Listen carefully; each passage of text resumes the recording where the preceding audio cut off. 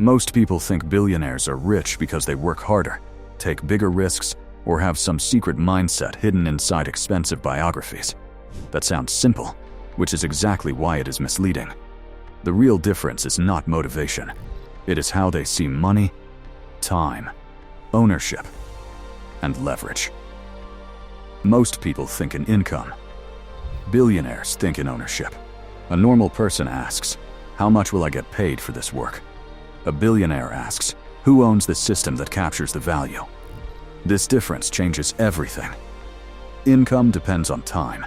Ownership depends on assets. If you sell your hours, your income has a ceiling. If you own a company, software, platform, brand, property, or investment system, value can flow toward you even when you are not personally working every minute. That is why billionaires are rarely obsessed with salary. Salary is limited. Ownership scales. A worker can serve one customer at a time. A business can serve thousands. A platform can serve millions. The billionaire mindset is not, "How do I work harder?" It is, "How do I build or own something that works beyond me?" The second difference is leverage. Leverage means getting more output from the same input. Code is leverage. Capital is leverage. Media is leverage. People are leverage. Distribution is leverage. A person with no leverage must push every result manually. A person with leverage can create one system, one product, or one decision that affects millions of people. This is why billionaires care about scale. If something only works when they personally show up every day, it is not big enough. If it can grow through technology, teams, networks, or capital, it has the potential to become massive. Most people chase effort. Billionaires chase systems. They also think in longer time frames. Most people think about the next paycheck, next bill, or next small problem. That is normal, because survival creates short-term thinking. Billionaires often think in decades. They ask, "What will the world need 10 years from now?" They look at where technology, behavior, money, and attention are moving before everyone else notices. By the time an opportunity becomes obvious to the public, the biggest rewards are usually already gone. Humanity then acts shocked, because apparently markets do not send personal invitations. Another key difference is how they handle risk. Most people think risk means danger. Billionaires think risk means structure. They do not ask, "Can this fail?" Everything can fail. They ask, "What happens if it fails? And what happens if it works?" If the downside is limited, but the upside is enormous, they may take the bet. This is called asymmetric thinking. Many investments fail, but one huge win can cover all the losses and still create extreme wealth.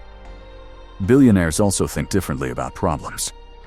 Most people avoid hard problems because they are painful and uncertain. Billionaires often move toward hard problems because hard problems create barriers. If something is easy, everyone can do it. If everyone can do it, competition destroys profit. But if a problem is difficult, expensive, technical, or confusing, solving it can create massive value. They ask, "If we solve this, how valuable does the solution become?" That question matters more than whether the idea sounds exciting. Billionaires are not usually looking for cute ideas. They are looking for broken systems with money trapped inside them. They also understand distribution. A great product with no distribution can die quietly. A decent product with powerful distribution can dominate. This is one of the least romantic truths in business. Being the best is not enough. You need access to attention, trust, customers, channels, and timing. Platforms are powerful because they control distribution. Search engines, marketplaces, app stores, social networks, cloud systems, and payment networks are not just businesses. They are gates. If millions of people must pass through your gate, you own serious power. Another billionaire thinking pattern is incentives. Most people listen to what people say. Billionaires watch what people are rewarded to do. They ask, who benefits? Who loses? What behavior does this system reward? Where is the money flowing? Incentives reveal reality better than speeches. If a platform makes money from attention, it will maximize attention. If a salesperson earns commission, they will sell. If a company is rewarded only for growth, it may ignore long-term damage. Billionaires also understand compounding. Small advantages become huge when repeated over time. Wealth compounds. Knowledge compounds. Brand compounds. Relationships compound. Technology compounds. Most people quit before compounding becomes visible because the early stage looks slow and boring. Billionaires are more willing to wait for a system to grow quietly until it becomes almost impossible to compete with. This is why copying billionaire routines usually fails. Waking up early, taking cold showers, reading business books, and wearing plain t-shirts will not make you a billionaire. It may just make you tired and slightly more irritating.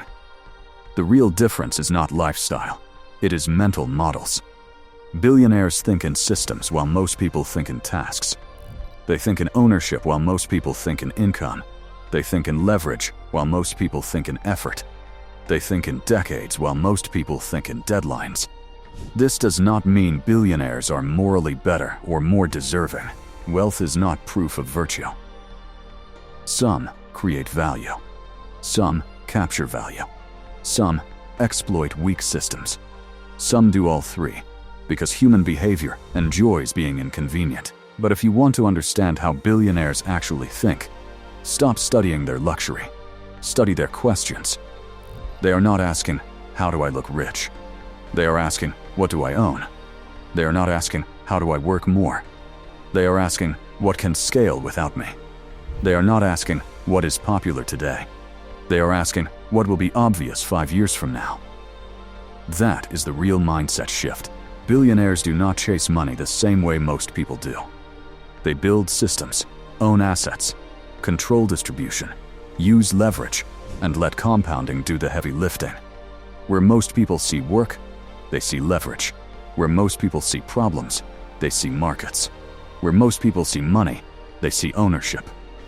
And once you understand that, the better question is not, how do billionaires think? The better question is, what system are you building? And who will own it when it works?